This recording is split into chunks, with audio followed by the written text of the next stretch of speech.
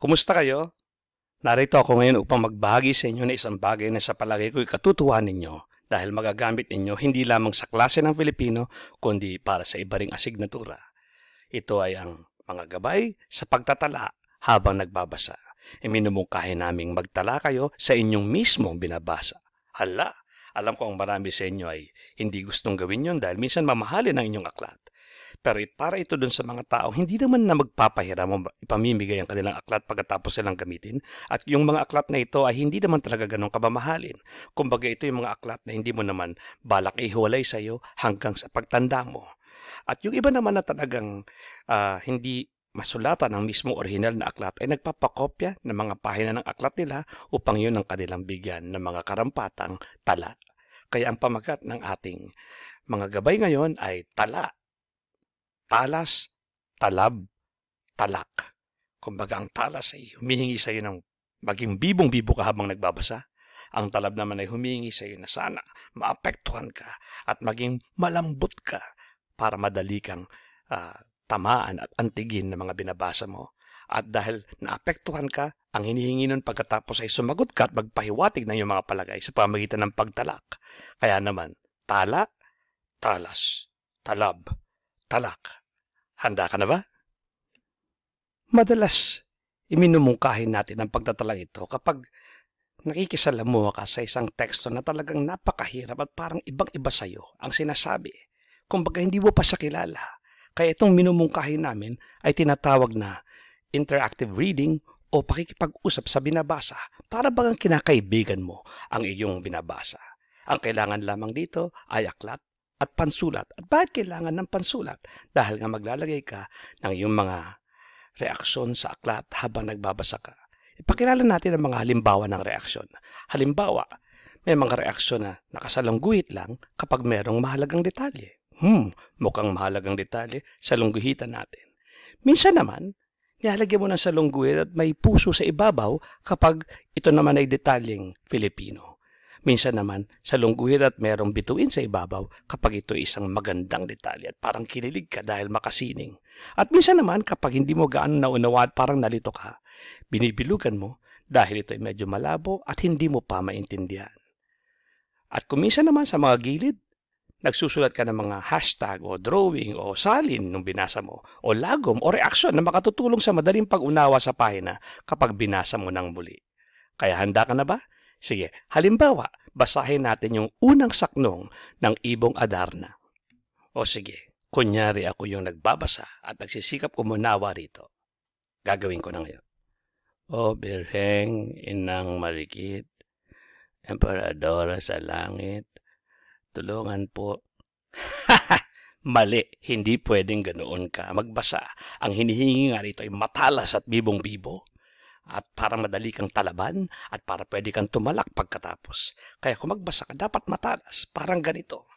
At habang naiengkwentro mong bawat salita, talagang madali kang talaban, madali kang tumalak. Halimbawa, O Birheng Inang Marikit. Birheng Ina, napaka-Pilipino. Mahilig sa Mama Mary at Birheng Ina. Ina, mahalaga yan. Detalyeng Filipino, kaya may puso sa ibabaw. O Birheng Inang Marikit. Marikit, ang gandang Filipinong salita yan. Matagal ko na hindi narinig gamitin yan. Okay, sige nga, lagyan nga natin ng bituin dahil ito isang makasining na detalye. Kahit para sa akin lang. O Birheng Inang Marikit, Emperadora. Ano pang Emperadora? Alam ko parang Emperor, parang ano ba yung ibig sabihin niya? Siguro Reyna yan. Hindi, sige, lagay lang natin muna dyan, Reyna siguro yan. Hududa ko, Reyna sa langit, it applies. Pwede. Siguro nga, yun ibig sabihin Emperadora. Sige, pero lagay lang muna natin dyan. Tulungan, mahalaga yung salitang tulungan sa palagay ko. Kasi ito yung parang pinakahinihingi niya.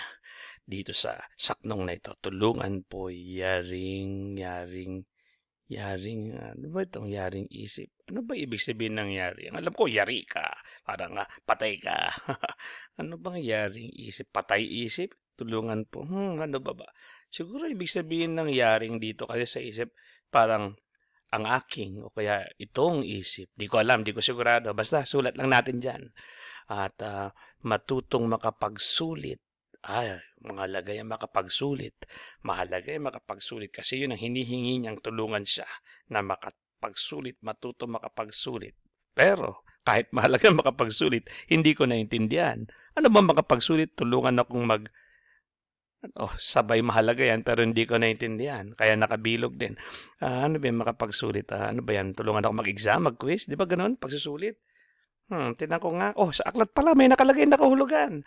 Minsan naman titingin ako sa aking diksyonaryo kung wala sa aklat o magtatanong ako sa kaibigan ko marunong. Pero makapagsulit pala nung unang panahon, ang ibig sabihin din ay makapagpaliwanag. Ayun, makapagpaliwanag. Kaya yan, ang medyo naintindihan ko na, palagay ko totoong Reyna nga yan. At dahil tapos na, pwede ako maglagay sa gilid ng ano ba to? Parang dasal to, #prayer. O kaya kung hindi ako mahilig sa hashtag at mas mahilig ako sa pagguhit, pwedeng, itong unang saktong na ito ay tungkol sa pagdarasal. Kung marunong akong gumit. O kaya minsan naman magsalin na lang ako. Pwedeng isalin ko kaya itong buong to. Beautiful Virgin Mother, Queen of Heaven, mali pa yung aking baybay ng heaven, help my mind learn how to explain. Yan ang salin. Para kung maikli lang naman. Pero kung minsan ang haba-haba, siguro ibig lang sabihin yan, kung pwede kong lagumin ay, tulong po na makapagpaliwanag. So yan lang, kapag nakita ko na yung ganyan, parang madali na sa akin unawain. Parang madumi, parang makalat, pero ako ang gumamit ito at alam kong ibig sabihin ng lahat ng yan. At minsan may ilalagay din ako sa gilid ng mga reaksyon, kahit wala talaga na itutulong, para maalala ko yung aking naging karanasan. Halimbawa, yeah, hanep, pwedeng ganyan. O kaya ang reaction ko rin ay, nice, astig, bahala ko. Wala, libreng-libre yan, sa'yo yan. O kaya pwedeng, ang labo. O kaya dahil nakita ko na panalangin ito, pwede ko rin sabihin, amen. Yan ang mga pwede kong reaksyon. Sa makatwid, nakipagtalaban na ako sa aking aklat. Nakipagpalakan na ako sa aking aklat dahil ako ay talagang matalas nung ako ay nagbabasa. Ganyan lang aming mungkahi. Pwede bang sulatan mo at pakipag-ugnayan ka sa iyong binabasa ng ganito kaaktibo? Kaya tandaan, ang hinihingi lang palagi sa iyong pagtatala ay talas. Sana talaban ka rin at sana tumala ka. Talas, talab at talak. Sana wag mo yung kalimutan. Para sa susunod, lalo nating makilala, lalo-lalo, ng malalim at ng mas maginhawa ang mga binabasa natin nung una ay parang mahirap makilala at basahin. Yun lamang. Sana matuwa ka sa iyong mga pagbabasa at pagtatala at pag-unawa sa mas malayo pa mga bagay. Hanggang sa muli. Salamat.